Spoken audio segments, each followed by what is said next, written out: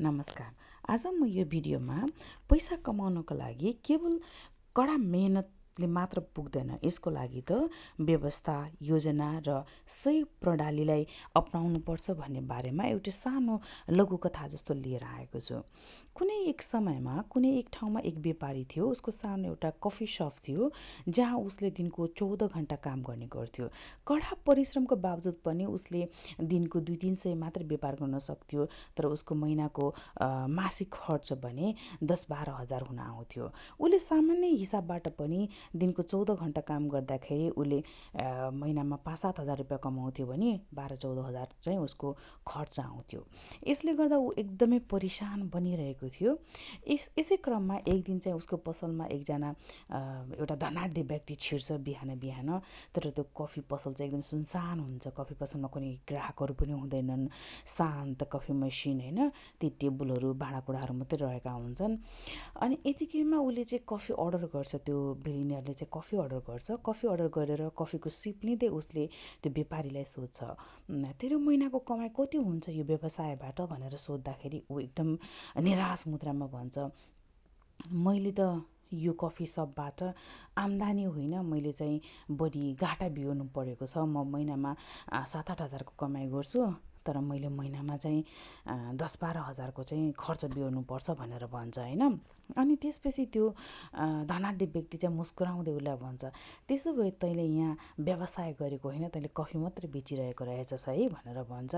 अनि फेरि त्यो मान्छेले भन्छ, त्यो व्यापारीले भन्छ, होइन मैले त कडा मेहनत गरेको छु, दिनको 14 घण्टा काम गर्छु, तर पनि म सधैँ घाटामा छु, के भइरहेको छ मलाई मैले बुझ्न सकेको छैन भनेर उसलाई चाहिँ आफ्नो पीडाहरू आफ्नो व्यथाहरू चाहिँ बुझाउन खोज्छ होइन। अनि यतिकैमा त्यो धनाढ्य व्यक्ति हाँस्दै उसलाई भन्छ, मुस्कुराउँदै उसलाई भन्छ कि तैँले त यहाँ व्यवसायको तरिका नै बुझेको रहेछस्। जुन बिजनेस सिस्टम हुन्छ त्यसलाई फलो गर्न जानेकै छैनस् तैँले मात्र कफी बेचिरहेको छस् भनेर भन्छ। अनि त्यसपछि उसले सोध्छ, त्यसो भए म के गरौँ त, कसरी पैसा कमाउन सकिन्छ भनेर सोध्छ कि। अनि उसले के भन्छ भने, त्यो धनाढ्य व्यक्तिले के भन्छ भने, त अब भोलिबाट के गर भने फ्रीमा मान्छेहरूलाई कफी दिने काम गर भनेर भन्छ के। अनि त्योभन्दा ऊ एकदम सक्ड हुन्छ, ल उसै त म यति घाटामा छु, फेरि मैले फ्रीमा कफी बेचेँ भने मैले कसरी पैसा कमाउने भनेर ऊ अलिकति सक्ड हुन्छ। अनि फेरि ऊ मुस्कुराउँदै भन्छ, धनाढ्य व्यक्तिले मुस्कुराउँदै भन्छ, त्यही भएर त म तँलाई भन्दैछु नि त मेहनत गर्ने मान्छे मात्रै होस्, तँलाई बिजनेस प्रणाली बारेमा केही पनि थाहा छैन, तैँले कसरी पैसा कमाउने भन्ने बिजनेस सिस्टम बुझेकै छैनस् भनेर भन्छ। अनि उसलाई कन्भिन्स गरिसकेपछि ऊ चाहिँ भोलिपल्ट फ्रीमा कफी फर फ्री भनेर एउटा स्लोगन राखेर आफ्नो क्याफेको ओपन गर्छ होइन। अनि भोलिपल्ट त त्यो कफी सपमा यति धेरै मान्छेहरू हुन्छन् कि त्यहाँ हुन्छ नि 50-100 मान्छेहरू लाइन लागेर बसिरहेका हुन्छन् कि कफी खान आउनको लागि। अनि त्यसपछि उसले के गर्छ भने एक त्यो फर्स्ट कफी चाहिँ सबै फ्रीमा दिन्छ होइन। अनि त्यसपछि सेकेन्ड कफीको लागि उसले चार्ज गर्न थाल्छ कि, एक्स्ट्रा सटको लागि चार्ज गर्छ।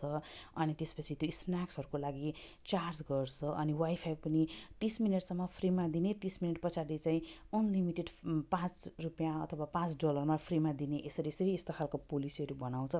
यतिकैमा के हुन्छ भने उसको दिनकै व्यापार 1000-1200 हुन पुग्छ कि, कहाँको 300 व्यापार कहाँको 1200मा पुगिदिन्छ होइन। अनि उसले त्यही हिसाबबाट उसको जुन मासिक आम्दानी हुन्छ नि हिसाब गर्दाखेरि त उसको त 27-28 हजार हुन आउँछ कि।